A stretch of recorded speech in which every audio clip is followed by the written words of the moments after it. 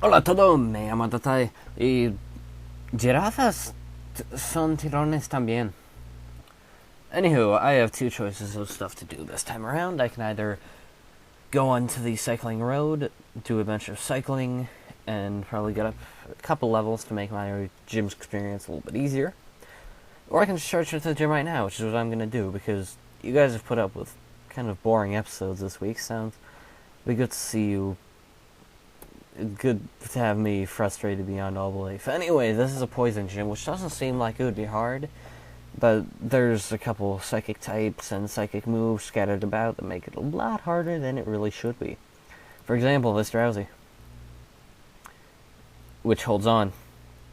Get used to that theme.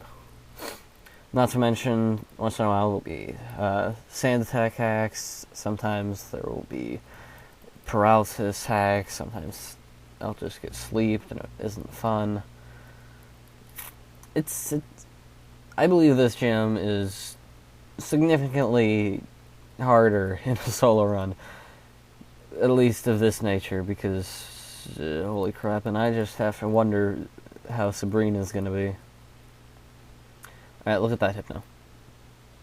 Look at that! That was a friggin' critical.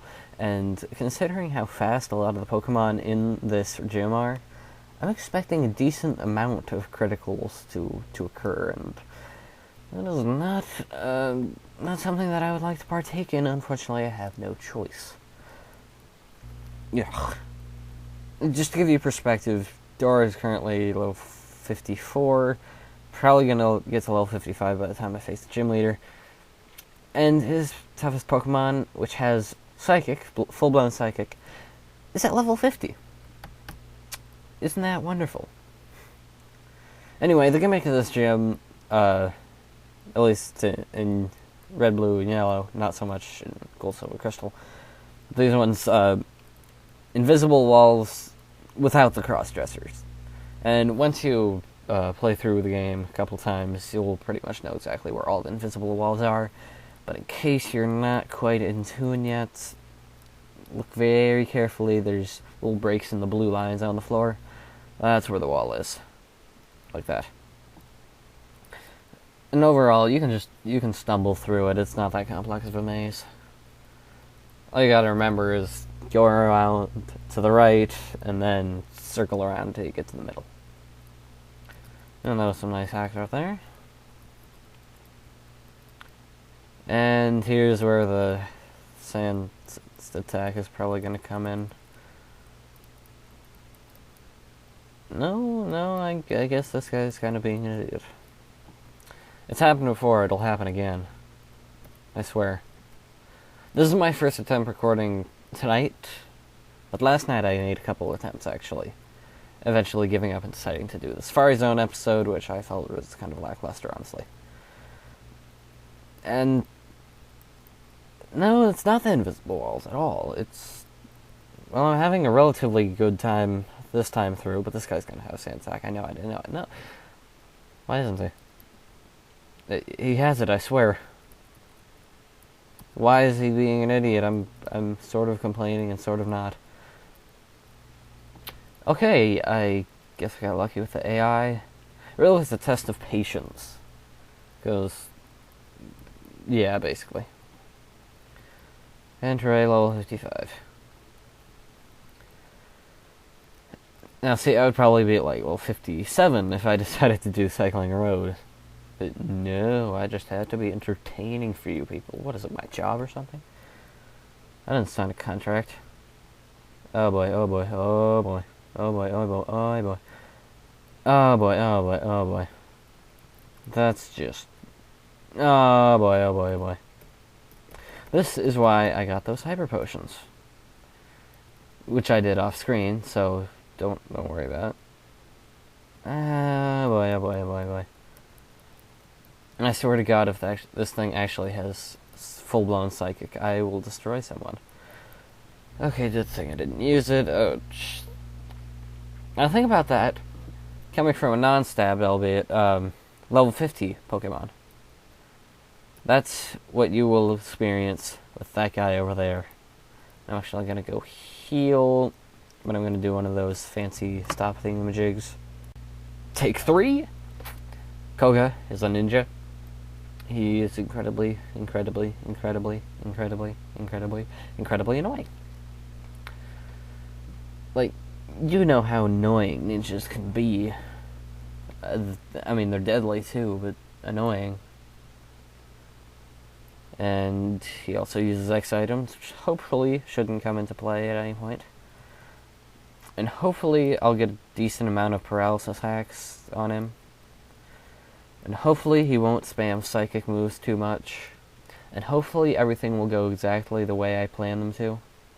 And hopefully his final Pokemon... Yeah, hopefully he won't get any special drops when he uses psychic. Oh boy. And if I am assuming correctly, X attack also boosts special attack. And I'm not sure why it did that, but I hope it continues to. Come on. Yeah! I would probably be screwed without that critical.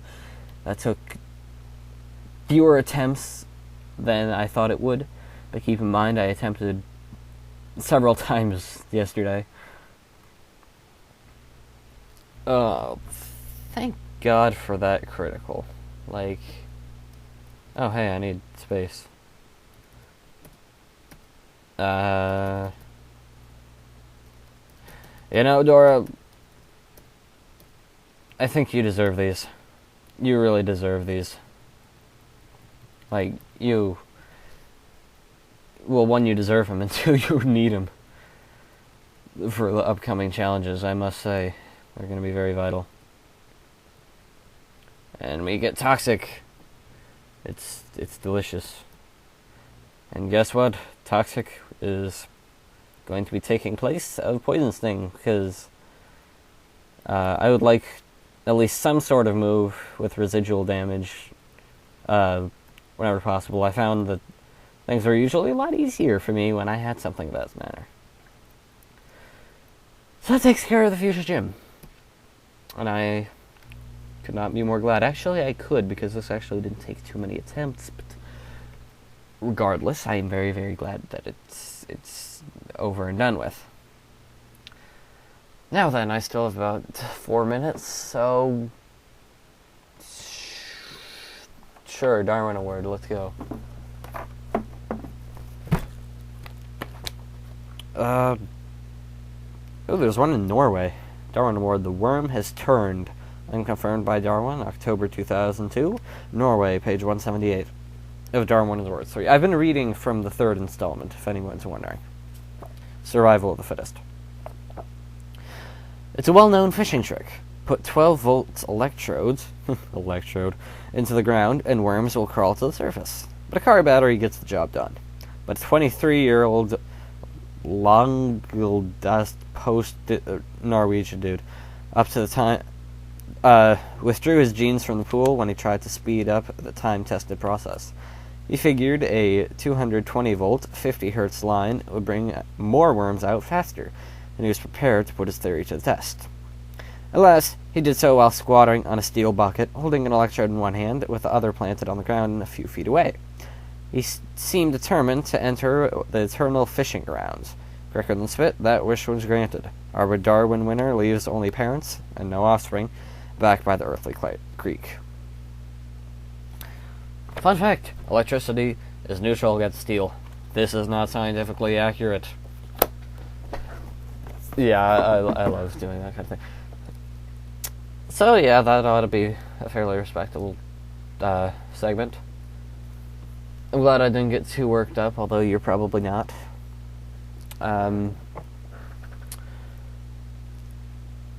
See ya.